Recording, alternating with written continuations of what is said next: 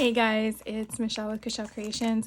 Welcome back to my channel. Welcome if you're new here. I might as well just round out my Halloween Tim Holtz with the stamps and stencils. I usually purchase these, by the way, hope you're doing good. I just am so excited.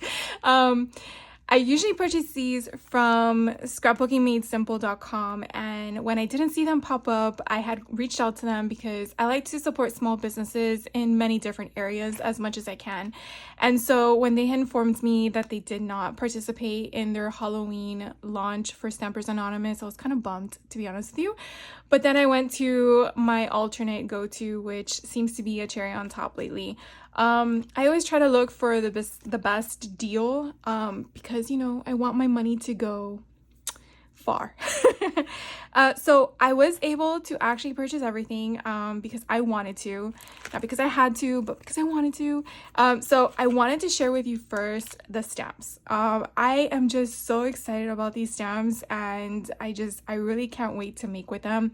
So this video is just mainly just to share with you what I purchased, which you obviously know I'm going to tell you is all of them. So if you saw the Tim Holtz live, you obviously know what it is. I am not going to do any makes in this video. I will do that in another video.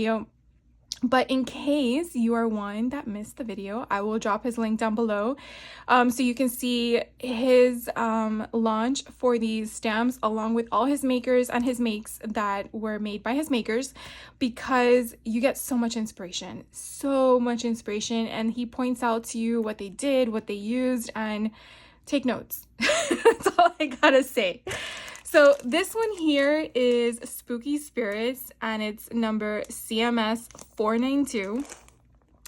And this one has these cute ghosts. Now, the ones on the top are exactly the same as the bottom, except they're sized differently, and he did that with purpose. He also gave us a few different sentiments in the middle. Now, they don't come weeded, which means that this blank space here is not done in the sense of removing it weeded before you receive it. So if it's not something you like, then you could definitely do that for your own stamp set. I like having it because then I know where everything goes. So that's just my way of thinking. But if you're one that doesn't care, then you obviously can do your own thing. But these kind of give me Beetlejuice vibes from the first movie. I don't know if you've ever seen that movie from the 80s, but this kind of gives me when the husband and wife were trying to get rid of their human tenants, and they're doing that whole ooh. Anyways, my mind went there.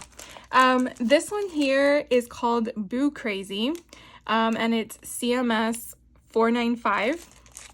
Now this one actually has a few sentiments. I'm going to take it out of the bag because there's actually an extra ghost in the back. And if you saw Tim's live, you were aware of that. And if you didn't, well, now you know you get an extra little ghosty. So if you're looking at the image on someone's website and you're like, well, where is that little ghost? It's going to be within the packaging, but not on the front. I think what Tim said he did was when he removed the excess space, so again, he weeded out his thing, he was able to manipulate the words around to kind of get this to fit somewhere. But again, it's your choice on how you want to do it, but that's what he did. So one thing I do have to tell you that when he was showing us, I didn't know what word he had behind his label here, and it was the ho ho ho. So I didn't see that in his live. I had to look it up because I was kind of curious myself. But so you see the ho ho ho, hey boo, wicked, I love you boo, ghost hug, happy boo day, red white boo, you boo you, and trick or treat. And I just love all these sentiments because he did share with you, and again, why I want you to watch it if you're able to. And I know it's long, but you can just fast forward through it to the parts you like. These little ghosts, and I know you're like, well, wait, didn't we just see another ghost set? They're all different, okay? So that means you can do many different things with them. But Tim does have in Stampers Anonymous and in Sizzix other types of stamps that are more like embellishments, hat, a scarf, sunglasses, treat bags, whatever you want to reference them. And the reason why I'm telling you this is because if you aren't able to watch his video, his makers stamp those, fussy cut them out, and then adhere them to different parts of where they go. So the hat would be on his head, or a bow tie here, or they would have like makeshift hands and they're holding like a treat bag. So it was just so freaking cool. And yeah, so definitely check it out if you can. So anyways, this little guy will come with the set. So again, that's CMS 495. So you can't buy this little guy separately. It comes together. And then the next one that he had in his Halloween launch was Curator. And this one is CMS 493. Now, these are individual. It's not one stamp set like his everyday line that came out, I believe, in July. So this one is individual. There's nothing to weed because they are all one piece. I'm so sorry. There's no weeding. So I'll share with you what I'm referring to. Well, I guess there is weeding down here because these are little tiny ones. So you see how tiny that is? But I like to know where they go because sometimes when I'm using multiple sets, I will forget. And when you take this out of here, you would never know this belonged to that. And I just like to know where things go back to. Yeah. But these up here, these bigger ones, they don't have anything to weed because it is its own. Now, the cool thing about this, if I'm recalling correctly, these are all the ephemera pieces from his little tiny Curator ephemera from Ideology. And this is why I love this man so much, because the way that his manufacturers can work together without communicating together, it's really through him, honestly. But the fact that they're able to do this is just mind-blowing. So I really, really love the fact that they all intertwine, weave, whatever way you want to refer to it. But if you wanted to make your own ephemera, you didn't want to buy the packs, this would probably be the way to go, because you can put it in any color you want. You can embellish the background any way you want, and then slap the stamp on top of it, and then you have your own customized ephemera. So I really think that's kind of neat. So yeah, that one is that one. This one here is Halloween Whatnots, and it's CMS 491, and I love this one in the way that it is different, so different. I really loved all the funky little add-ons, like little embellishments to it. I love the way that the skull is positioned, the pumpkin, the star. To me, it just kind of brings back a childhood in my mind, and you can have so much fun with it, with the colors, with the concepts. And again, if you don't really like the way it's completely done, just mask it. You could definitely mask the back as to not inking a certain part, or you could definitely fussy cut around it and embellish it how you like. So I really, really like this one. It's just a lot of fun.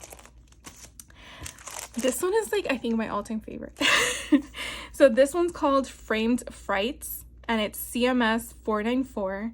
And I just really, really love the way that each scene of the blocks tells such, you can so much create a story with it, in the sense of what this could be. And I feel like there could also be multiple stories, and I feel like depending on the size of ephemera you may have from other lines, you could definitely, you know, put a person here, a little black cat, or pumpkins lined up, or something fun there. Here you can add additional crows or twinkling lights, or just like emphasize beyond what's there. And I feel like he gives you so much to work with. And then I really love the font style for the sentiments. So this one says something wicked, lost in the darkness, an unfortunate ending, and then the dead of night. And these are not attached to them, they are individual. But as you can see with this one and this one, it's already weeded for you. So someone at Stampers Anonymous went one by one and weeded out every single one of these, which is craziness.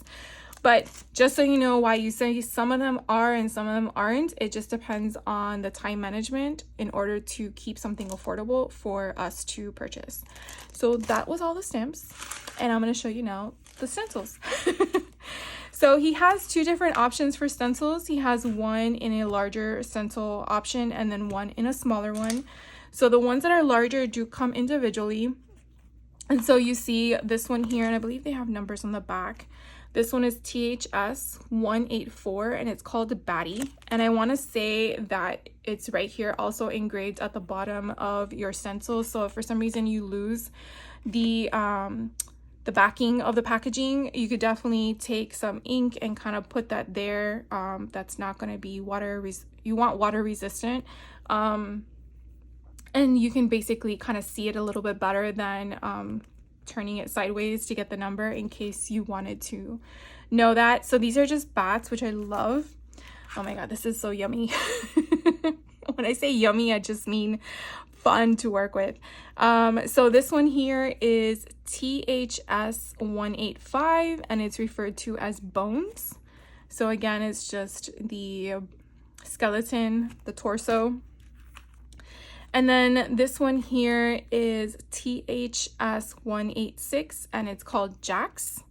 And this one's kind of fun. He kind of showed us in a demo, I believe, where you basically can do as a shifter. And by shifting it, you would mask these at the middle with the full face, and you would basically do the full pumpkin in whatever color you want.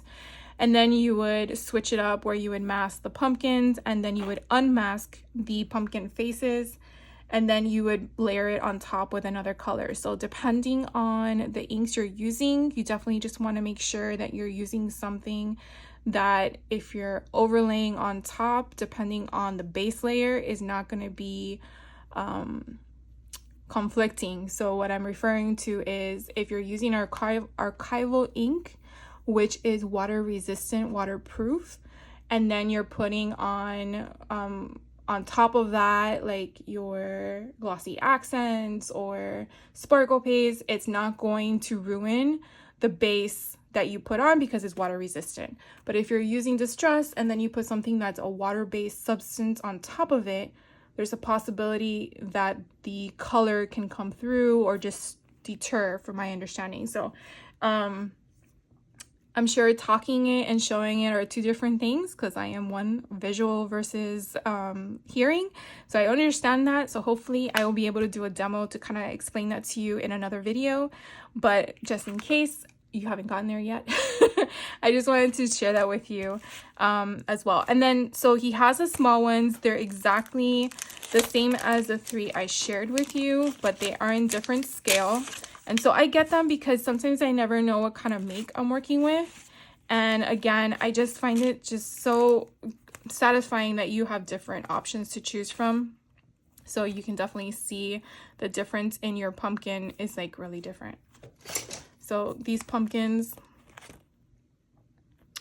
are not even, I guess they're, yeah, 3/4 in height if we count the little stem, and then these are exactly an inch, so it's a 1/4 inch shrunk.